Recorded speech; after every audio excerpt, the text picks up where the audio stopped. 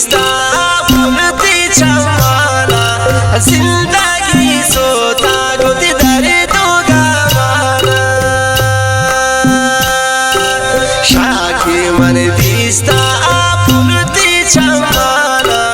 जिंदगी सोता गुदी दर्दो गावाना। एक गाना है शायरी हुआ शस्सिन मीरपुर खासा नवीद जानी है और आवाज़ गुशा के भी फैजान कारिजी है और खासी फरमाइशी गोमा निपुल निब्रास शबलूस टीरजा सेठ अकबर जानी जुनेद जानी साबिर लाडो है कसानी कादिर बस जानी और द्वारा शडाल बंद फरमाइशी गोमा कुदरतुल्लाह असंजी है अख्तर नाजी शखारान इल्ताफ गुलाबो है खुदा बसजान पुलिस वाला है मुस्तकिम जाम बलानोशी फरमाइशी।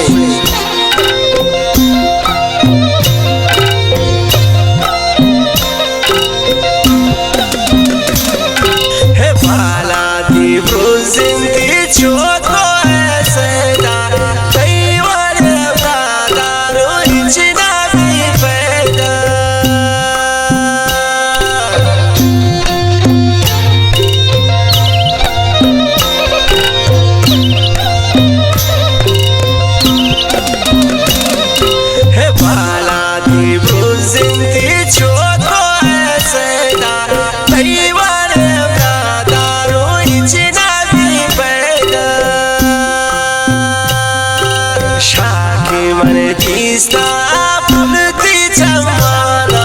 जिंदगी सोता गुदी दर्दो गावाना जिंदगी सोता गुदी दर्दो गावाना।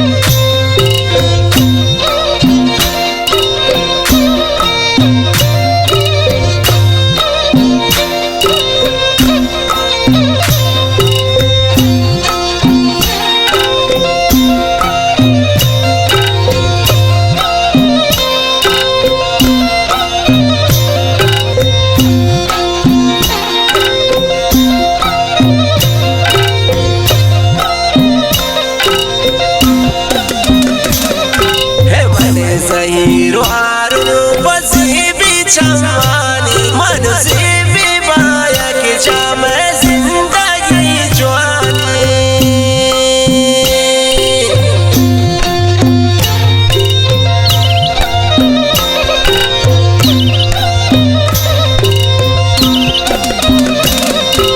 मन बीबी कुर्बा बज़ीबी चमानी मन ज़ीबी बाया के जाम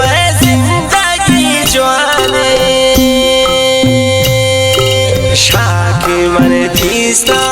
फुलती चमाना जिंदगी सोता गुदी दर्दो गावाना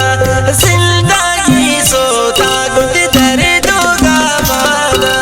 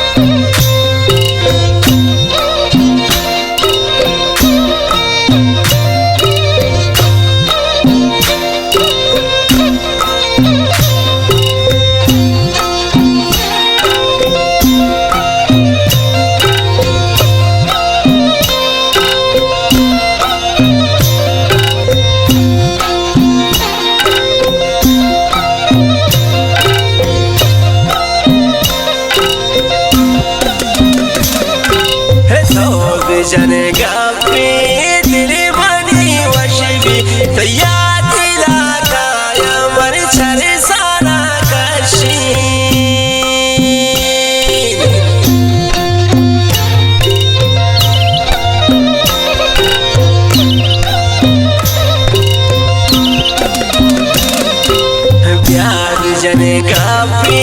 دل مری وشبی تی سیر دلا کایت من چر سارا کشین شاکی من تیستا پمتی چمانا زندگی سوتا گند درد و گمانا زندگی سوتا گند درد و گمانا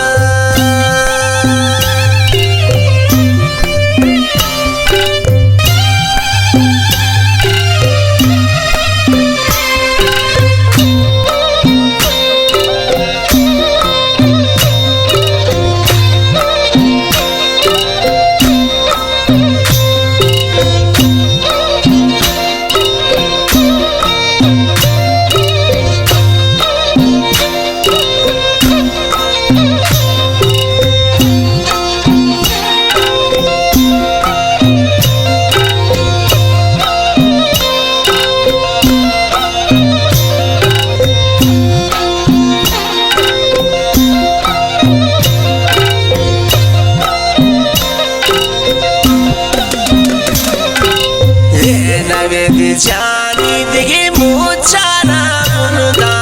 नामा तेरी की बेटी दिल बंदा